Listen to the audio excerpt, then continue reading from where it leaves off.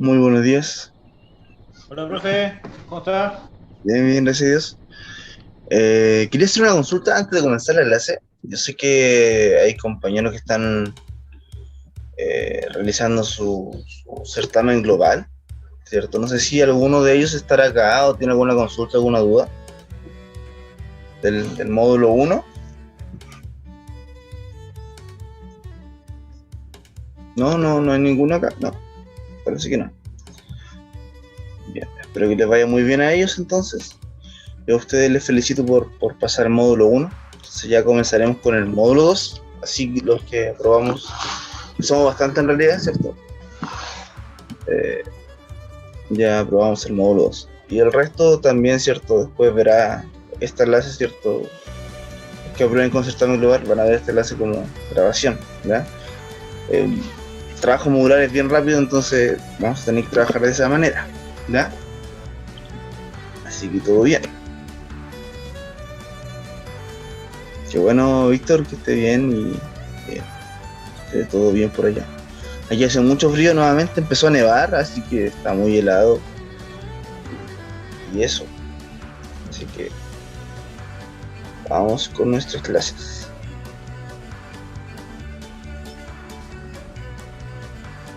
Ujú.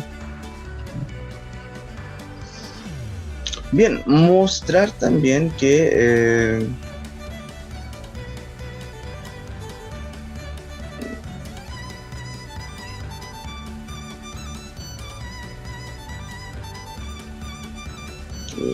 ya hemos subido el apunte, ya apunte modular a, a la plataforma. Vamos a trabajar en la misma plataforma, ¿cierto? ADECA para subir los documentos, ¿ya? Y no, está en la página, ¿cierto? Estas son las clases del módulo uno. Ahí van a quedar guardadas, si quieren descargarlas después, ¿cierto? Los PDF. Y subiremos una clase del módulo 2, ¿ya? Para que quede claro. Y el programa de asignatura, el programa del módulo uno sabemos que está en el inicio del curso. Y el programa del módulo 2 va a estar en esta sección, ¿ya? Ahí estaría el programa. Lo vamos a revisar también para que quede claro. Con un clic se descarga y lo vamos a revisar, ¿vale? Vamos a revisar.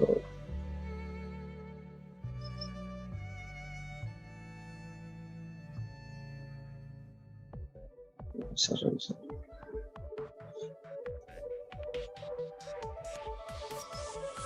Bueno, el área de consultas de momento queda igual, ¿cierto? El martes de las 10:45 lanzo 45 y el certamen, la fecha del certamen ya está fijada. El primer certamen sería para el martes 16 de noviembre a las 14 horas y el certamen 2 para el martes 17 de diciembre a las 14 horas, ¿ya? Y la bibliografía,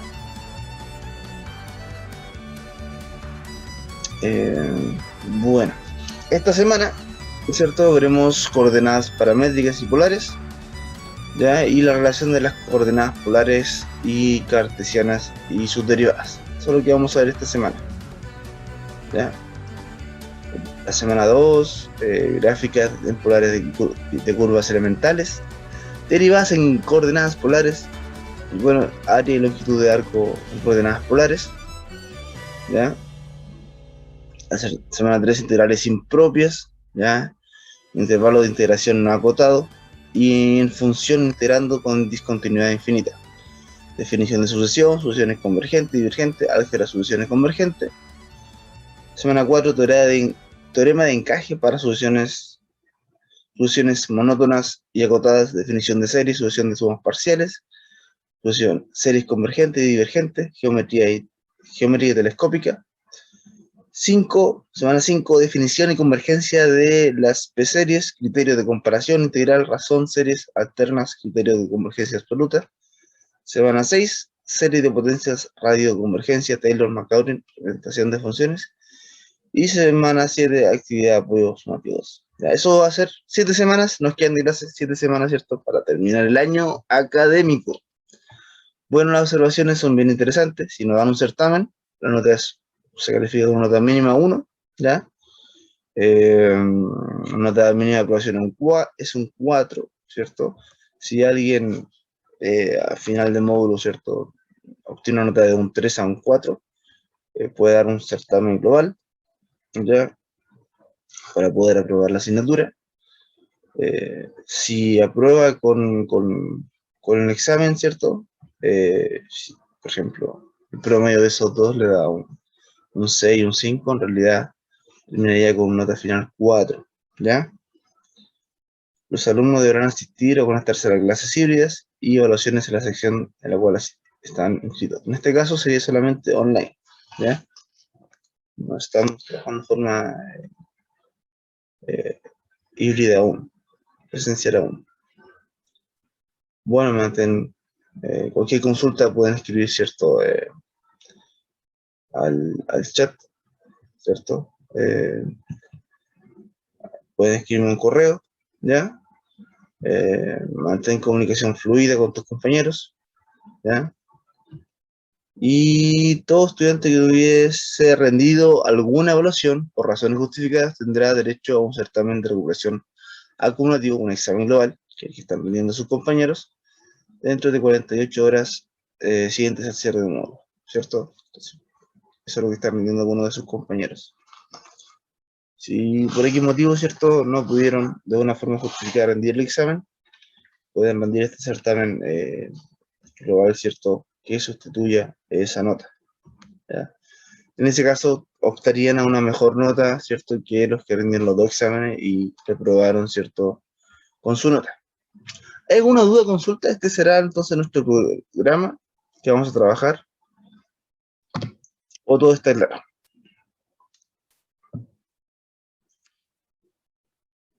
¿Quieren modificar, por ejemplo, el horario de consulta? No sé. Todo claro por ahora, profe. Todo gracias. Gracias. En el chat me dicen todo claro. Gracias. Muchas gracias. Bien, chicos, otra cosa bien importante que en realidad lo que va a ser más claro en nuestras clases es que nosotros nos vamos a basar en un apunte que subí también. Ustedes van a apuntes. Y el módulo 1 nos basamos en este apunte, módulo 2 nos vamos a basar en este apunte, ¿ya? Y allí nos basaremos para hacer las clases, ¿ya? ¿Cierto? Curvas paramétricas, esto es lo que vamos a estudiar en realidad, ¿ya? Poco a poco, ¿ya? Entonces si tienen dudas o consultas, pueden trabajar en este texto. Si lo pueden imprimir, por ejemplo, sería maravilloso, de verdad que sería maravilloso si lo pueden imprimir, porque esto van a ser nuestras clases, ¿ya? Claramente que sea un PPT para trabajarlo de una forma más dinámica, que se entienda más, ¿ya? Más amena. Bueno, entonces, la clase de hoy veremos coordenadas paramétricas. ¿Alguien sabe, habrá visto algo relacionado con esto? Coordenadas paramétricas. ¿Lo habrá escuchado anteriormente? ¿Se les vendrá algo en la cabeza? Con coordenadas paramétricas. ¿Qué creen ustedes que son las coordenadas paramétricas? ¿Alguna idea por ahí?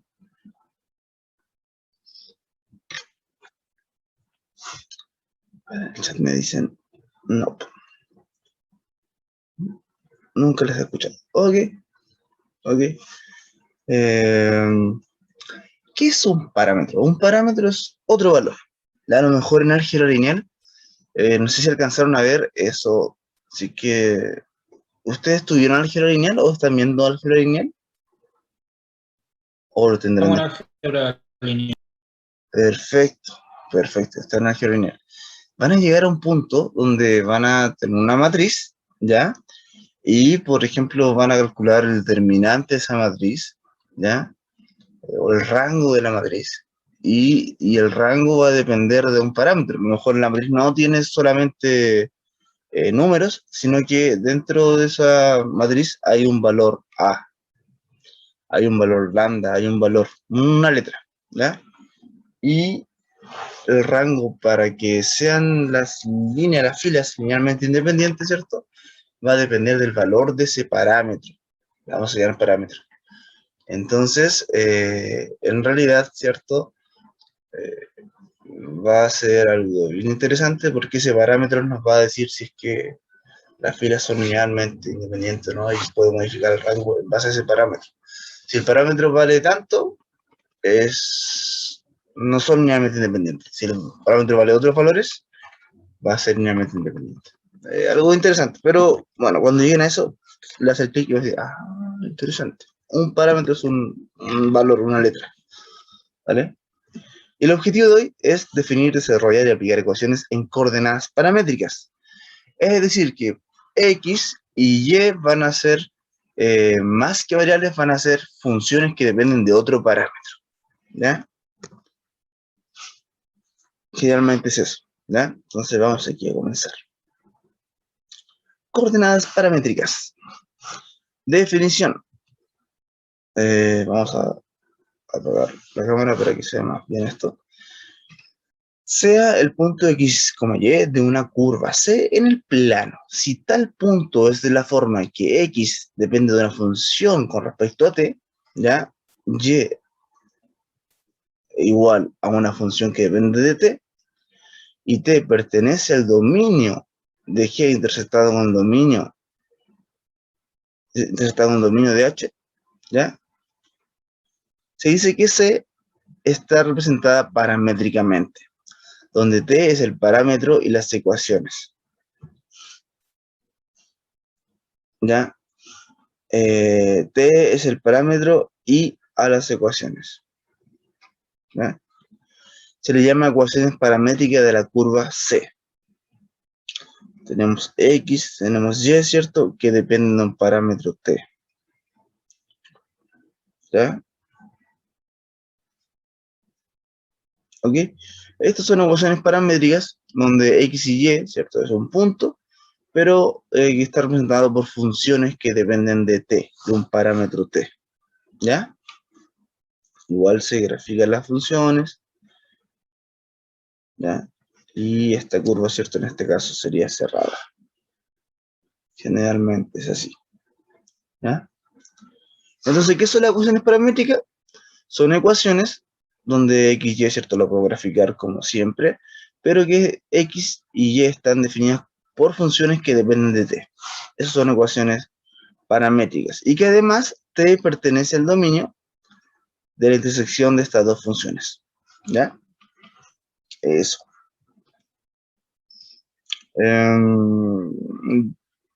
También podemos encontrar las derivadas de curvas paramétricas, ¿ya?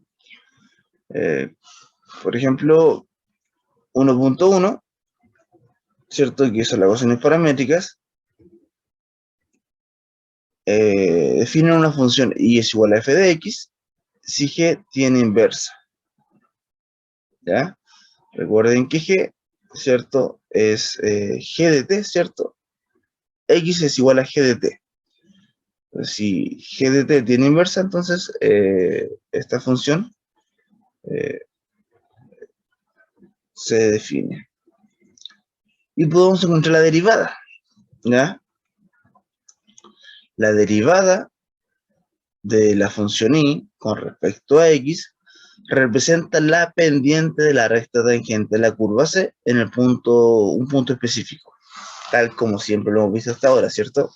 La derivada, ¿cierto? Representa la pendiente de la recta tangente a una curva, ¿cierto? En un punto específico, donde ese punto específico x sub 0 igual a g de t sub 0 y y sub 0 es igual a h de t sub 0, para algún t sub 0 en efecto, ¿ya?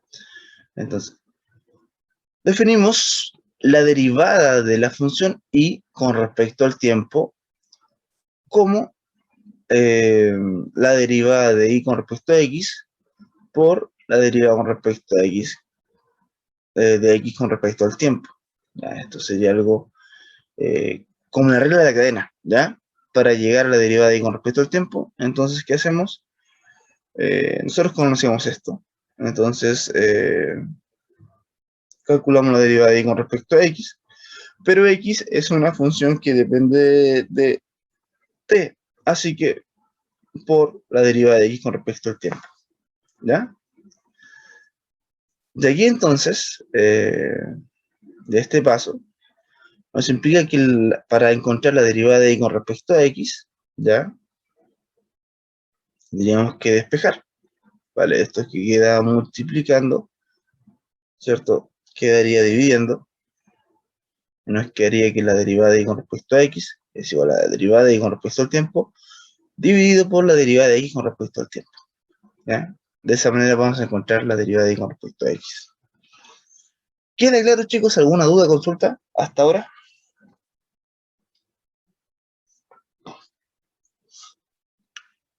Vamos a ver ejemplos más adelante, pero hasta ahora quiero saber si queda claro, ¿ya?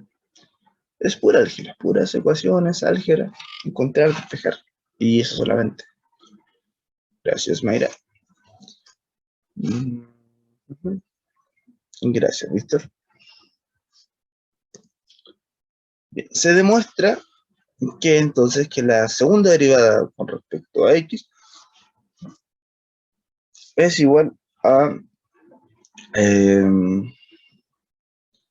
de esta expresión, derivada de x con respecto a t por la segunda derivada de y con respecto al tiempo, menos la derivada de y con respecto al tiempo por la segunda derivada de x con respecto a t. Todo eso debido a la tercera derivada de x con respecto al tiempo elevado al cubo.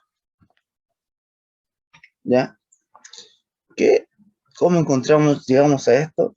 Esto es la derivada con respecto a x de la primera derivada de y con respecto a x, ¿cierto? Tengo una derivada, ¿cierto? Que es lo mismo que y', ¿cierto? A eso lo derivo de nuevo y voy a llegar a todo esto. Pero de una forma más general y más entendible, ¿cierto? Esto sería la derivada de y con respecto al tiempo, ¿ya? Prima sobre, madre mía, la derivada de x con respecto al tiempo. Para entender más esto, vamos a hacer un ejemplo, ¿vale?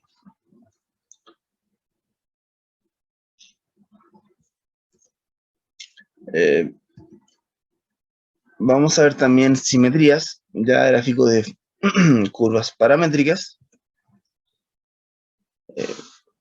La gráfica de una curva paramétrica x con respecto al tiempo y y con respecto al tiempo es simétrica respecto al eje x. Si para cada t sub 1 que pertenece al dominio de x intersectado al dominio de y, existe un t sub 2 que también pertenece a esa intersección de dominios, tal que x evaluado en t sub 2 y y evaluado en t sub 2 es igual a x evaluado en t sub 1, menos y evaluado en t sub 1. ¿Ya? Si se cumple esta igualdad, ¿ya? Que en realidad x, ningún problema, pero y evaluado en t sub 2 es igual a menos y evaluado en t sub 1, entonces tenemos una correspondencia, ¿cierto? De igualdad de esto, tenemos que es simétrica con respecto, ¿cierto? Al eje x, ¿cierto? Porque y es igual a menos y, eso.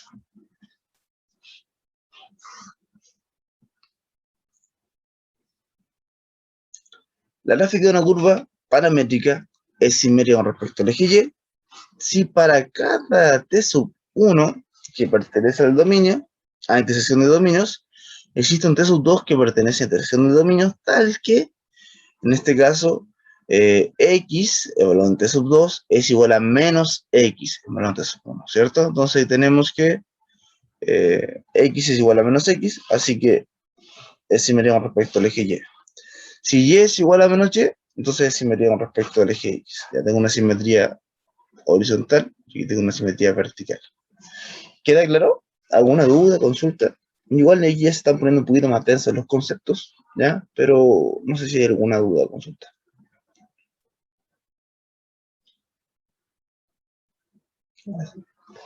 Hasta ahora hemos visto puras definiciones, No, profe, ¿no?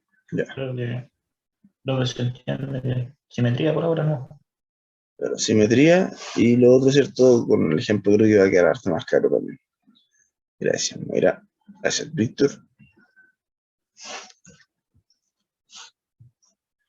Y observación. Si X evaluante, o sea, X es una función que depende de T, es una función par y Y evaluante es una función impar. ¿Se acuerdan qué es una función par y una función impar? ¿Alguien me puede decir qué es una función par y qué es una función impar? ¿Recuerdan? La cuadrática es función par Perfecto, súper bien. ¿Por qué? y la cúbica era impar. Muy bien, excelente. Esos son ejemplos de funciones par e impares. ¿Por qué? ¿Cuál es la definición de una función par y una función impar?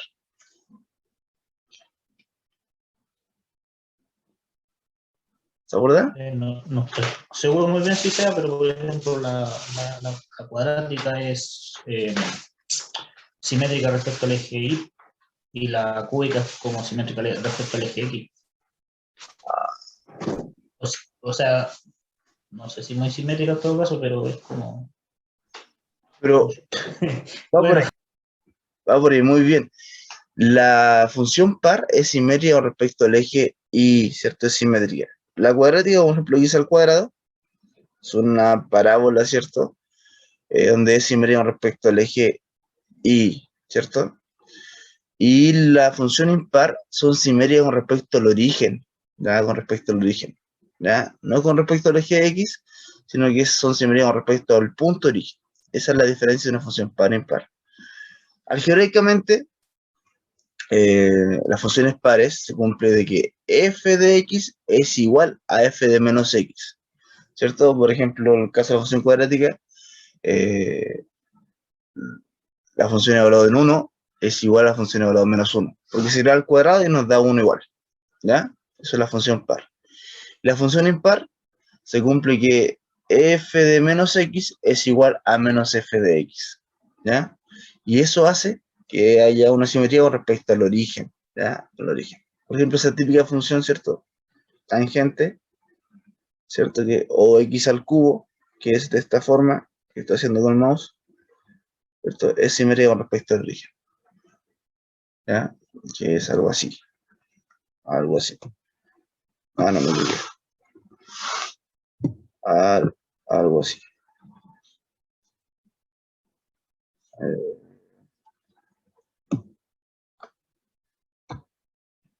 Oh, no puedo rayar que no.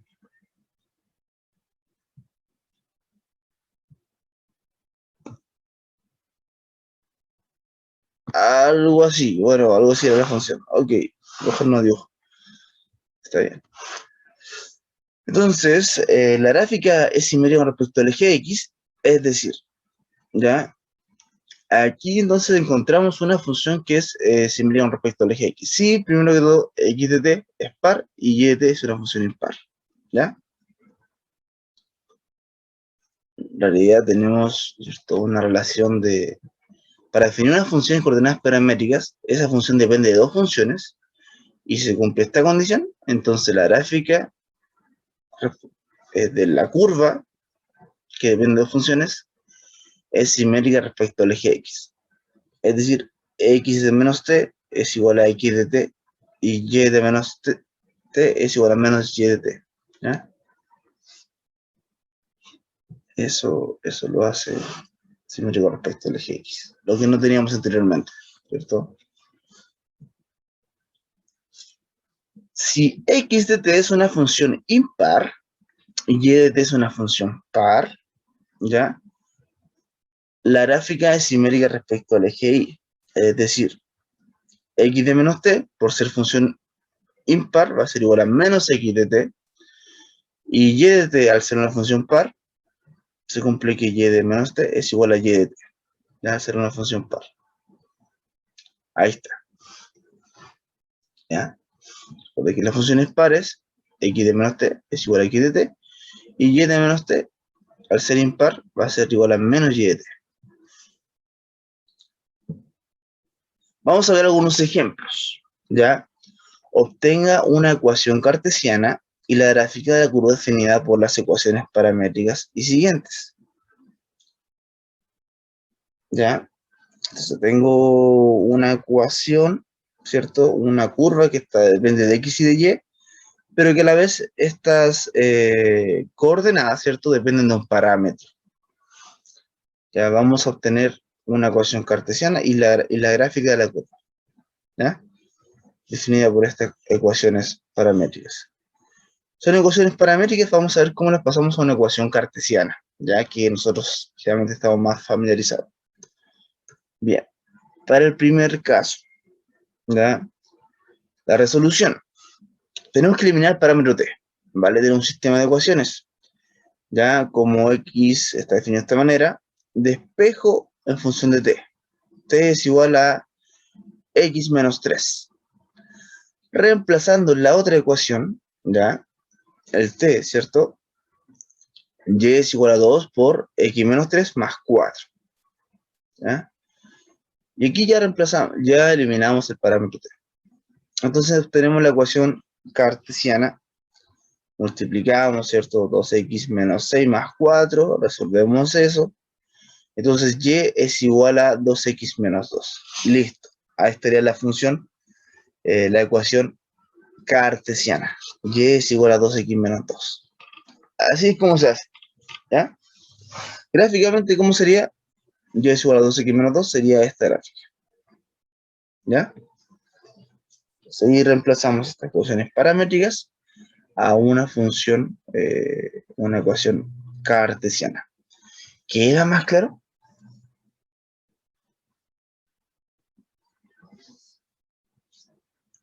¿Sí? Sí, Rubén. Vamos a ver el ejemplo. No, ¿Ah? no, nada, profe. Genial. Vamos a ver entonces el otro ejemplo. Ya donde aquí puede ser un poquito más complejo, miren. X es igual a 3 coseno de t, y es igual a 3 seno de t. Vamos a llevar estas ecuaciones paramétricas a una ecuación cartesiana.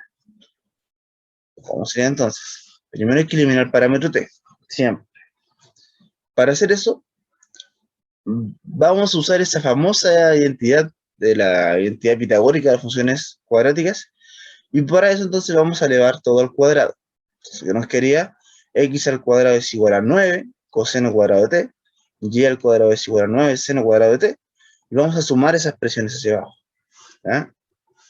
Si sumamos hacia abajo, nos quería x al cuadrado más y al cuadrado es igual a 9, lo factorizamos, por coseno cuadrado de t más seno cuadrado de t. ¿En dónde? Coseno cuadrado de t más seno cuadrado de t es igual a 1, ¿cierto? Esa nos decía la identidad pitagórica.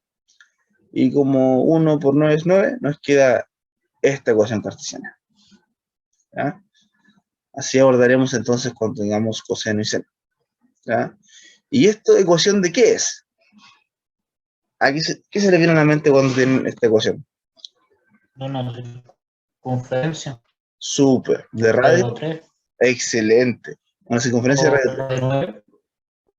No, de radio 3. Ya aquí esto de x al cuadrado más y al cuadrado es igual al radio al cuadrado. Sería de radio 3. Súper bien. Entonces ahí tenemos nuestra circunferencia, la forma gráfica de radio 3, centrada en el origen. Súper. Súper. ¿Ya? Excelente. Ahí entonces está nuestra ecuación paramétrica, que tiene como gráfica, ¿cierto?, una circunferencia de radio 3. ¿Vale? Para el ejemplo C, ese va a quedar de tarea, ¿vale? Se trabaja de la misma manera, pero ahora es un coseno hiperbólico, ¿ya? Y seno hiperbólico, ¿ya? Ahí la diferencia, ¿cierto? Que para poder encontrar la identidad pitagórica, ¿cuál es la diferencia? ¿Se acuerdan? Yo le expliqué una clase hace tiempo de la diferencia de las funciones trigonométricas y las funciones trigonométricas hiperbólicas. ¿Se acuerdan?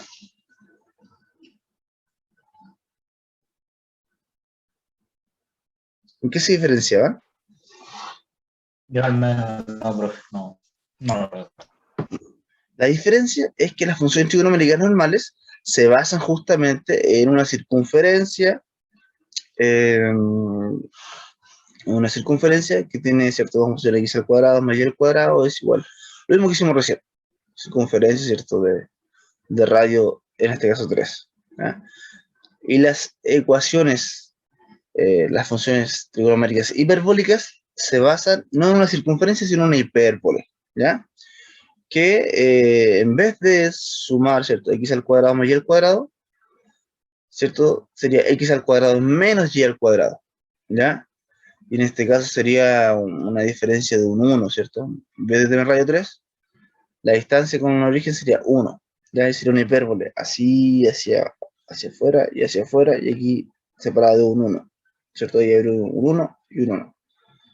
Esa es la diferencia. En vez de sumar, hay que restar, ¿ya? Y eso nos daría, ¿cierto? Una gráfica de una hipérbole de radio 1. No podría llamarle radio, pero la hipérbole que haría desde el 1, ¿cierto? Hacia allá y de 1 hacia allá. Esa sería la gráfica. ¿Ya? Y la ecuación sería prácticamente lo mismo, ¿ya? Solamente es una hipérbole. Nos quería x al cuadrado menos y al cuadrado es igual a 1. ¿Ya? Pero aquí hay tarea para que usted lo haga. ¿Ya? Así lo decimos. ¿Ya? Vamos a ver otro ejemplo. Dadas las ecuaciones paramétricas, determine la derivada. Vamos a trabajar las derivadas. ¿Ya? Bien. Primero, tengo mi ecuación paramétrica. Vamos a calcular la derivada de y con respecto a x. Pero para llegar a abordar esto, primero necesitamos la derivada de x con respecto a t y la derivada de y con respecto a t, que es lo más sencillo. ¿Cuánto es la derivada de y con respecto a t? En este caso sería 2t, ¿cierto? La derivada de y con respecto a t sería menos 2t más 2. Suma. Entonces, la derivada de y con respecto a x, ¿ya? Solo la definimos como la derivada de y con respecto a t sobre la derivada de x con respecto a t. ¿Ya? ¿Ok? Porque ambas son dos funciones que dependen de t, así que se define de esta manera. Por lo tanto, lo que nos están pidiendo no es otra cosa que menos 2t más 2, ¿cierto? Que es la derivada de y con respecto a t, dividido por 2t, que es la derivada de x con respecto a t. Y eso lo puedo reordenar, entonces, eso ya está listo. Entonces sería, como este término divide a ambos términos, nos quería menos 1 más, simplificado, ¿cierto? 1 sobre t. Esa sería la derivada de y con respecto a x. ¿Queda claro? ¿Hay alguna duda, alguna consulta?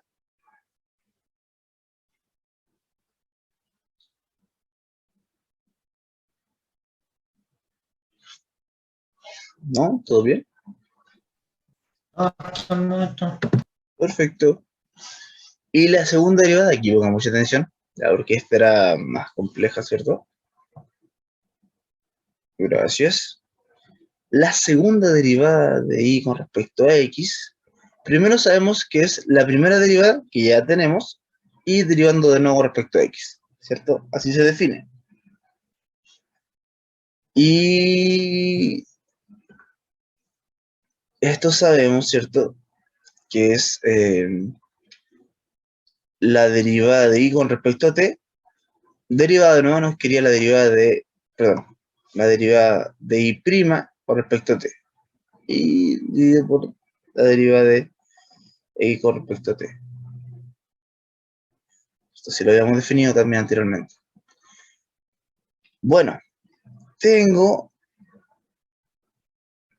entonces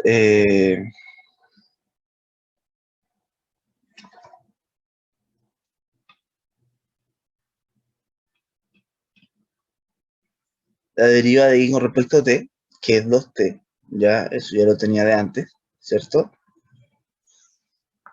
Y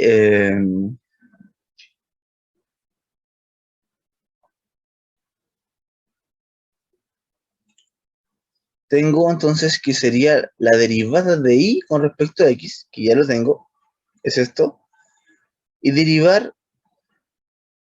nuevamente esto, ¿ya? Bueno, aquí se ha derivado con respecto a x. Al derivar esto con respecto a x es complicado porque es algo que depende de y, de t. Entonces, ¿cómo se define esto? De esta manera. El denominador queda igual, ¿ya? Sin embargo, sería la derivada, ¿ya?, de esto con respecto a t de nuevo. ¿Cómo nos quería la derivada de esto con respecto a t? La derivada de una constante 0 y esto se puede ver como t a la menos 1, ¿ya? Y la derivada de t a la menos 1, ese menos 1 se le resta 1. Bueno, primero ese menos 1 queda multiplicando, nos queda negativo. Y t a la menos 1 se le resta 1, t a la menos 2, y ese menos 2, ¿cierto? Nos quería eso, t a la menos 2. Y t a la menos 2 es lo mismo que 1 sobre t al cuadrado, ¿ya? Y ese menos quedó multiplicando. Entonces, ya en el ejemplo queda muy sencillo ver que la segunda derivada con respecto a x es igual a esta expresión. Primero el denominador queda igual, ¿ya?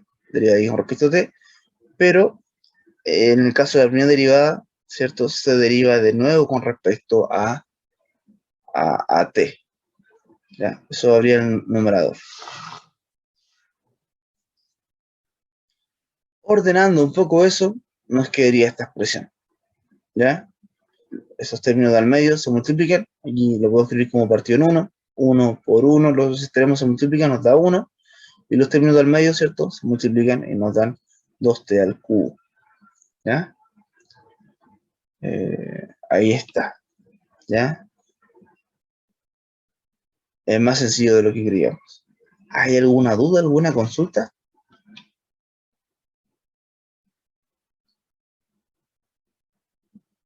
¿Está claro, chicos?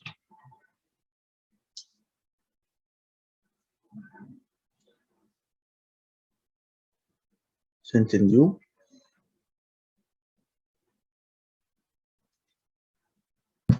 Sí, profe, claro. Vale.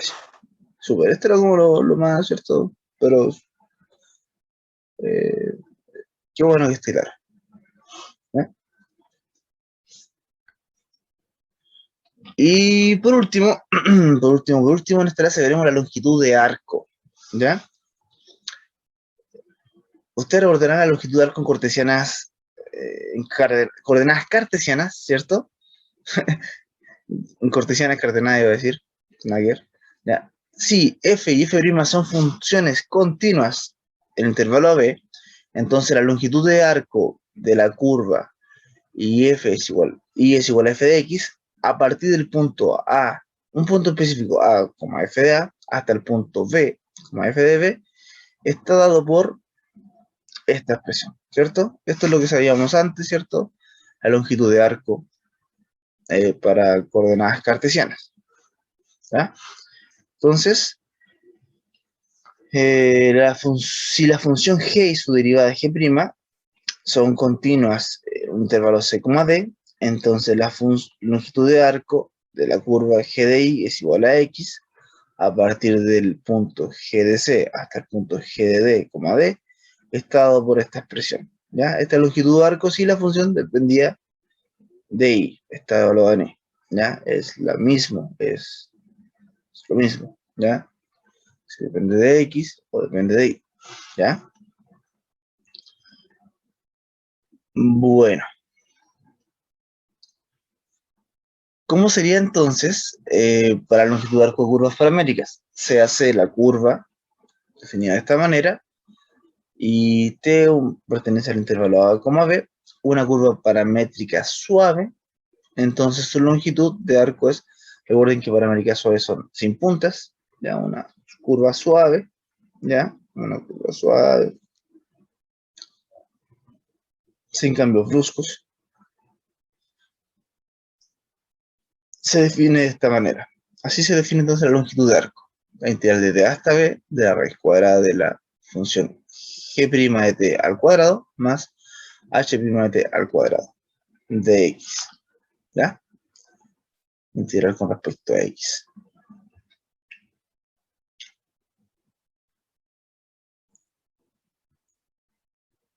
Ya.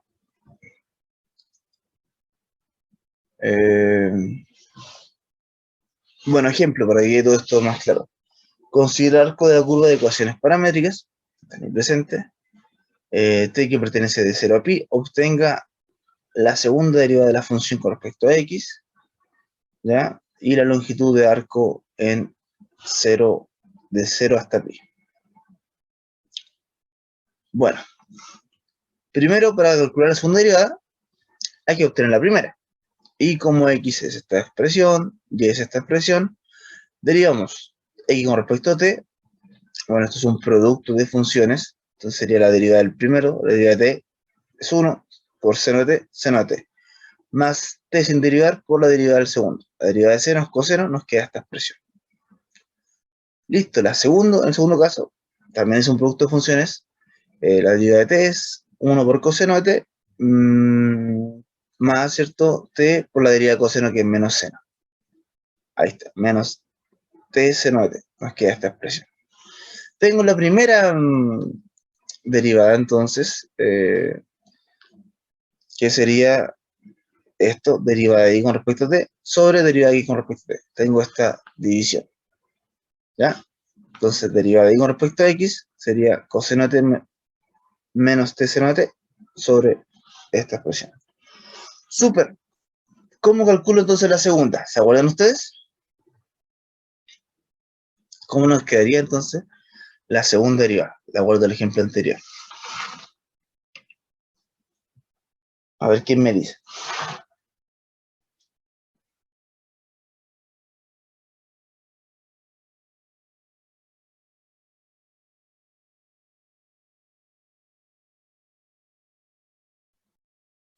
¿Se acuerdan? Más o menos. ¿Cómo nos quedaría el final?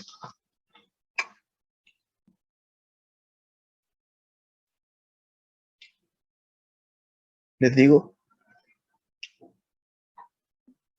De acuerdo a lo que hicimos anteriormente, sería la derivada de esto con respecto a t, ¿cierto? Y todo eso partido en la derivada de x con respecto a t. Sería todo esto derivado con respecto a t sobre esta expresión, ¿ya? Vamos a ver cómo nos queda. Bueno, el cálculo de segunda derivada, entonces, está definido como esto, ¿cierto? Que es la derivada primera con respecto, derivándola de nuevo con respecto a x. Y eso, ¿cierto? Era esta derivada con respecto a t, ¿ya? Partido en derivada de x con respecto a t. Esa es la forma de encontrar la segunda derivada, ¿ya? Entonces, esta derivada... Uy, esto ya es algo largo, ¿cierto?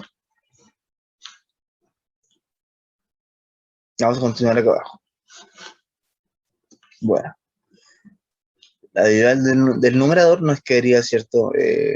La derivada de lo primero por el segundo sin derivar menos el primero sin derivar por la derivada de la segunda función, que es la del denominador. Todo eso partido por el denominador al cuadrado, ¿ya? Bueno, resolvamos entonces estas derivadas, ¿ya? La derivada de lo primero sería derivada de coseno, que es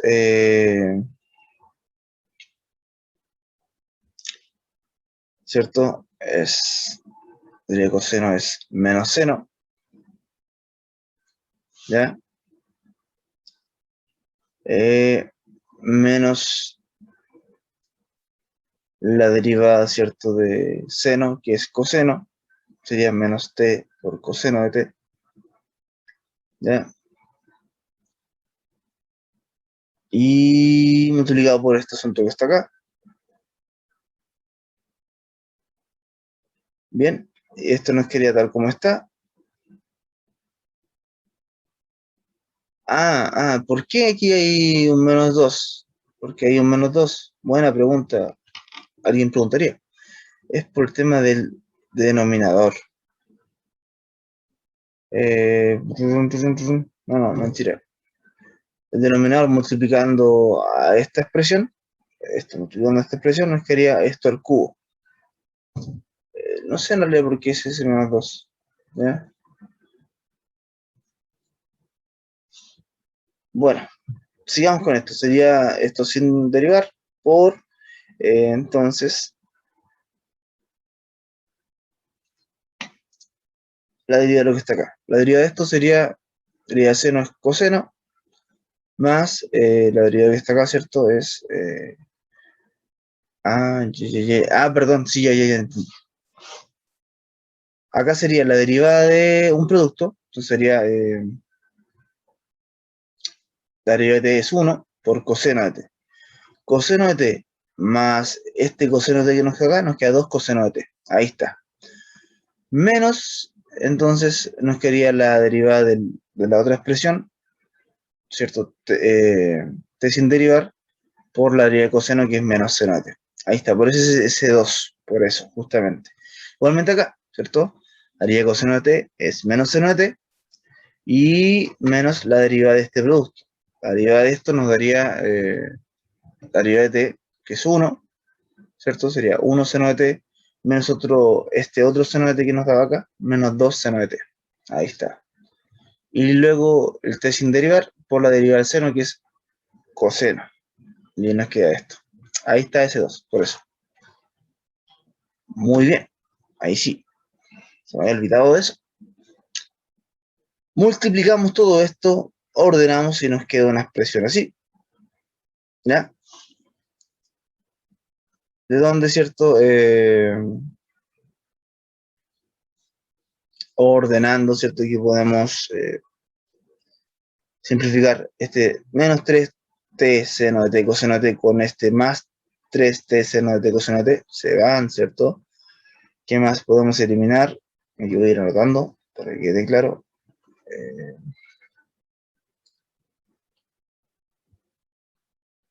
Entonces, este término con este se nos van.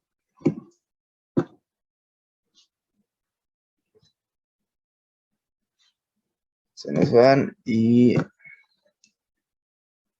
¿qué más nos quedaría? Nos quedan estos otros términos donde aquí, ¿cierto? Si juntamos, factorizamos por menos t al cuadrado, nos quedaría menos t al cuadrado por seno cuadrado de t más coseno cuadrado de t, que si queda esa suma nos daría 1, solamente nos quedaría el menos t cuadrado, ¿cierto? Igualmente acá, si factorizamos por menos 2, nos quedaría el producto de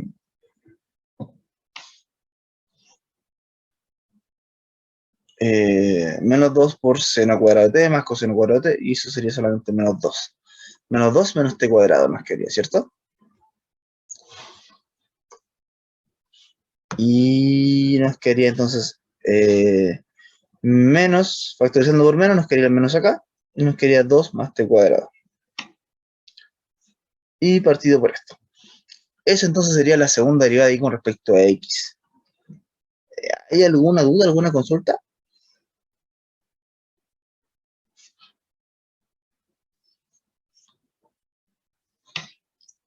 ¿Quedó claro? Sí.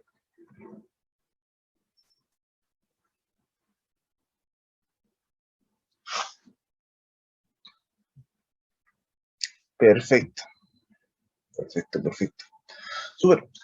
Entonces, esto era, ya tenemos claro entonces cómo sacar las segundas derivadas de las funciones en coordenadas paramétricas.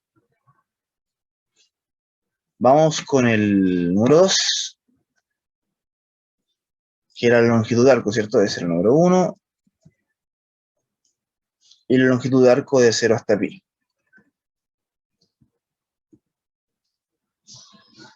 Aquí hay un error en la fórmula, chicos.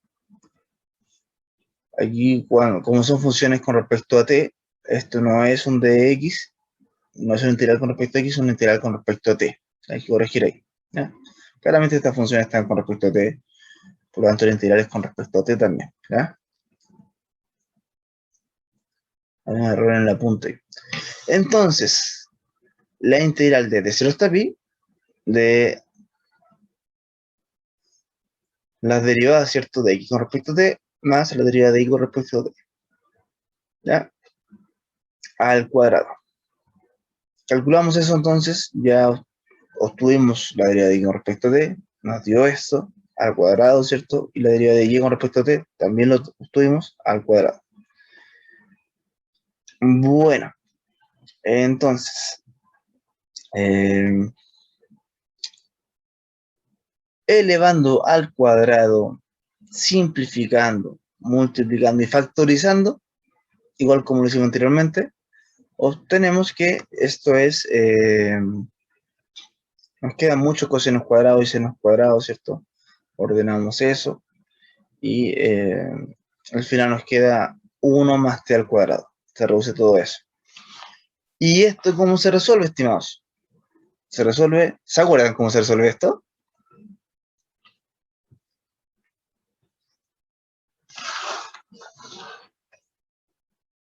¿Qué método utilizamos para resolver esto? ¿Se acuerdan? ¿Se puede ahí la sustitución trigonométrica? Bien. No, pitagórica. Sí, está bien. Sustitución trigonométrica. Ya, así se resuelven este tipo de integrales. ¿Ya? Muy bien, se hace el triangulito, ¿cierto? Donde la hipotenusa es toda esta raíz, ¿cierto? Acuérdense que lo positivo era la hipotenusa, y como aquí no hay nada negativo, la raíz es positiva, así que la hipotenusa es la raíz, y 1 sería un cateto, y t sería otro cateto, ¿ya? Entonces trabajamos con la función tangente, en donde t sería el cateto opuesto, y 1 cateto adyacente, para que tangente del ángulo de θ, ¿cierto? Se iguala a t partido por 1, ¿ya? Por eso. Súper bien. Y así t nos queda enumerado. Por lo tanto, tangente de θ es igual a t. Y ahí uno saca todas las ecuaciones y resuelve esta integral.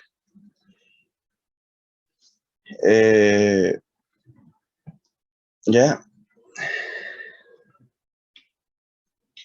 Bueno, reemplazando, ¿cierto? Todo esto, al final nos queda secante al cubo de θ. Bueno, ahí está, ¿cierto? Siendo cambio variable, t es igual a tangente del ángulo. Entonces, de t sería la derivada de tangente, que es secante cuadrado θ de θ, y se tiene entonces el reemplazo siguiente, ¿ya? Esto más quería tangente de θ al cuadrado, resolviendo, ¿cierto? Factorizando, como lo hicimos varias veces, ¿cierto? Al final nos queda todo esto igual a secante al cubo, y todo esto se reemplaza por secante cuadrado. Y sabemos esa identidad, que 1 más tangente cuadrado de θ es igual a secante cuadrado de θ. Ya era una identidad. 1 más tangente cuadrado de θ era igual a secante cuadrado de θ en raíz secante. Por secante al cuadrado, secante al cubo. Llegamos a esto. Y esto lo habíamos resuelto también, ¿cierto? Y nos da esta integral. Era un proceso largo, sí, pero llegamos a esta integral. Luego desde A hasta B. Órdense, desde A hasta B, porque ya no estamos con respecto a t, sino que estamos respecto a θ. Así que ya no... t va desde 0 hasta pi, pero θ no sé desde dónde hasta dónde va, ¿ya? Entonces, volvemos a nuestra coordenada original, que era t, y ahí entonces volvemos a evaluar desde 0 hasta pi. Ahora podemos evaluar. Todo evaluado en 0, bueno, 0 por esto no da 0, bueno, y 0 más raíz de 1 sería el logaritmo natural de 1/2. Es una constante, entonces. Y todo evaluado en pi menos todo evaluado en 0. Nos daría esta expresión. ¿Ya? Evaluado en pi nos da esto. ¿Ya? Y menos evaluado en 0, aquí nos daría 0. Y nos daría logaritmo natural de 1/2. Logaritmo natural de 1. ¿Cuánto es logaritmo natural de 1? Logaritmo natural de 1 es 0, ¿cierto? Porque ¿qué número elevado a algo me da 1? Bueno, sabemos que todo número elevado a algo, todo número elevado a 0 me da 1. Así que el logaritmo natural de 1 es 0. Entonces todo esto valorado en 0 es 0. No es que solamente valorado en pi. ¿Qué hablar de eso? Eso es bien interesante. El logaritmo natural de 1 es 0, ¿cierto? Porque el logaritmo natural es logaritmo en base e. Entonces el exponencial evaluado a ¿qué número me da 1? Ah, el exponencial elevado a 0 me da 1. Así que el logaritmo natural de 1 es 0. Todo eso es 0. Ahí nos queda entonces la longitud de arco. ¿Ya? Que en realidad es un valor constante, porque pi es una constante, entonces lo puedo reemplazar. Esto es un valor constante. ¿Ya? Eso es lo que mide el arco desde 0 hasta pi. Así yo no introduzco la calculadora, me puede dar un valor constante. Cuánto mide en centímetros o la unidad de medida que sea. ¿Ya? Y eso es todo, chicos. ¿Queda claro esto? ¿Alguna consulta, duda?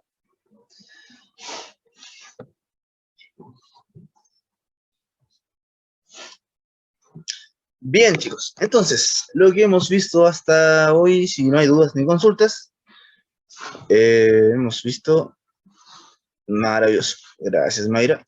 Gracias. Gracias por su participación, ¿cierto? Me gusta mucho que vayan diciendo sí, profesor, todo claro. Si tienen duda, consulta, la vayan preguntando para avanzar, sí, súper bien. Resumen y conclusiones. Hemos visto grandes, ¿cierto? Grandes palabras, ¿cierto? Coordenadas paramétricas. Eso es lo que hemos visto también derivadas de coordenadas paramétricas, ¿cierto? Hemos visto también, ¿cierto? La longitud de arco de funciones definidas por coordenadas paramétricas. Cómo llevar coordenadas paramétricas a coordenadas simétricas, ¿cierto? ¿Qué había que hacer para poder llevar de coordenadas paramétricas a coordenadas simétricas? Coordenadas cartesianas, de coordenadas paramétricas a coordenadas cartesianas, ¿qué había que hacer? ¿Se acuerdan? El primer paso, que era lo esencial. En función de t. ¿Cómo? No. Era reemplazar el x en la función de i, en i, pero llevar ahí en el x. Dejarlo en función de t, el x, y después reemplazarlo. Súper. Entonces, todo eso era para eliminar el parámetro t, ¿cierto? El objetivo era eliminar el parámetro t, entonces yo no hacía hartos artilugios, ¿cierto? Por ejemplo, el t lo escribía en función de x, ¿cierto? Entonces el t que estaba en y lo reemplazaba por lo que valía en función de t, en función de x, y así nos queda solamente y x en la ecuación. Muy bien, ¿cierto? En caso cuando eran funciones trigonométricas, ¿cierto? Trabajaba con la identidad pitagórica, que seno cuadrado más coseno cuadrado es igual a 1, y así podría pasarlo, ¿cierto? A funciones, a ecuaciones cartesianas. Súper. Ok, entonces eso sería la clase de hoy. Como no todo es matemática, aquí un pensamiento que dice, hagan por la regla de oro, la famosa regla de oro. Hagan por los demás todo lo que les gustaría que hicieran por ustedes. Ay, qué buen pensamiento, ¿cierto? Para que meditemos el día de hoy, ¿cierto? Hagan por los demás todo lo que les gustaría que hicieran por ustedes. Ya en este mundo tan individualista, ¿cierto? Qué bonito este pensamiento cuando dicen por ahí que no hagas lo que no te gustaría que te hicieran. Bueno, en este caso, Jesús fue mucho más allá y dijo, no, chiquillos, vayan más allá. Hagan por los demás todo lo que les gustaría que a ustedes les hicieran. Esa es la regla de oro, ¿ya?